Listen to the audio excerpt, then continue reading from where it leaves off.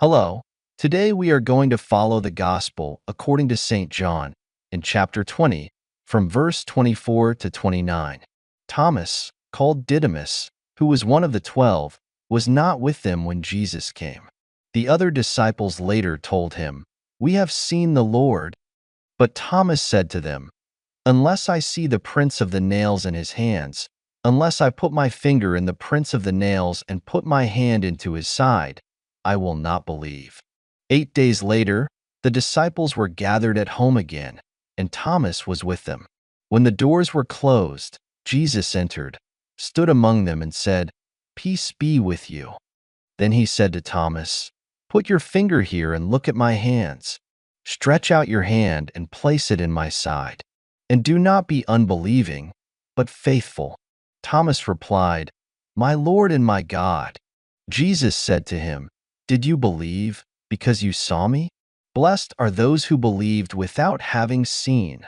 Word of salvation. Glory to you, Lord. St. John Chrysostom wrote thus, "Consider the mercy of the Creator, who appears and approaches to save your soul, showing your wounds." Without a doubt, the disciples who announced it and Jesus himself who promised it were worthy of faith.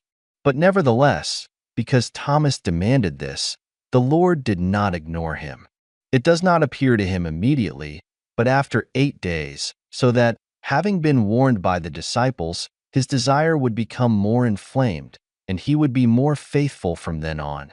This is what it says: after 8 days, his disciples were inside again, and Thomas with them.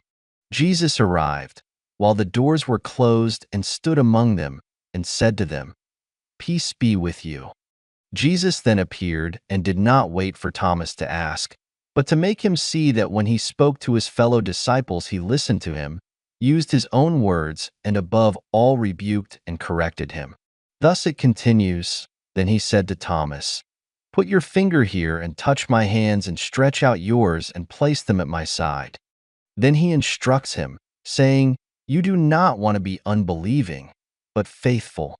See here the doubt of unbelief before they received the Holy Spirit, but not after, when they stood firm. It is worth discovering why the incorruptible body preserved the nail wounds, but do not be surprised, for it was out of condescension, to show them that it was the same one who had been crucified. St. Augustine writes, "He could, if he wished, make all the signs of his wounds disappear from his resurrected body and glorify them. But he knew why he kept them. For just as he convinced Thomas, who did not believe without having touched and seen, so he will teach his enemies not to say to them like Thomas, 'Because you have seen, you have believed,' but so that, rebuking them with the truth, he would say to them, 'Behold the man whom you crucified.